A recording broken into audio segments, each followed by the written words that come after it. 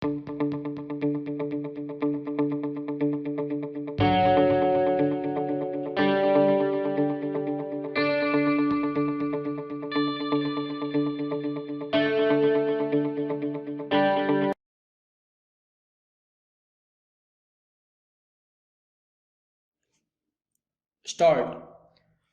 Those who have no commitment to the concept of public undertakings, socialism, and working for the underdog should have no place in top management of any undertaking.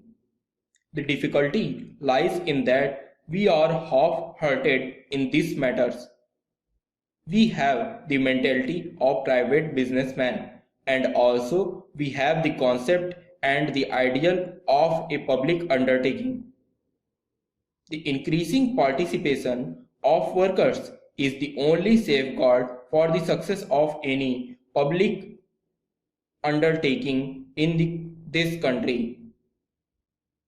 There have been cases of inflated sales and fraudulent transactions about which my honorable friend made a pointed reference. I would submit that the Economic Intelligence Bureau should play an effective role in checking malpractices in such big undertakings. Under this is done, public undertakings would come in a big way for sharp and hostile criticism from all those who are opposed to the ideology of socialism.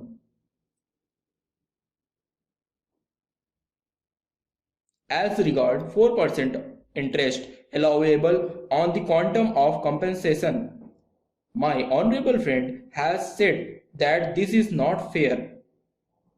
The government cannot afford to pay the same amount of higher interest as is done in the case of private sector.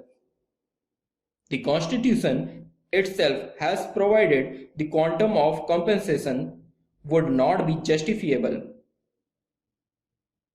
It has been done with a deliberate objective. If compensation at market value is to be paid to private individuals, then it would not be possible to take over the undertakings at all. If the shareholders have taken the maximum benefit out of their investment, they should not be paid any compensation and only nominal compensation would be paid. The Constitution allows legislation in that respect. I congratulate the Minister on bringing forward this progressive bill. The steel industry is the basis of our industrial structure.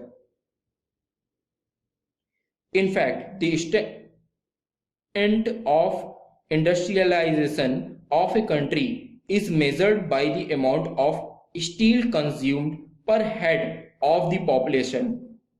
These industrial undertakings, namely the iron and steel company, is a big industrial complex, and it consists of not only an integrated steel plant but also an iron foundry. The company was started initially after the First World War, and by 1952 it had increased its capacity to 1 million tons. But the decline in the fortunes of company started in the 60s, and by 1963 the production had gone down to 1 lakh tons per year. That is 13% of its rated capacity as stated by the Honorable Minister.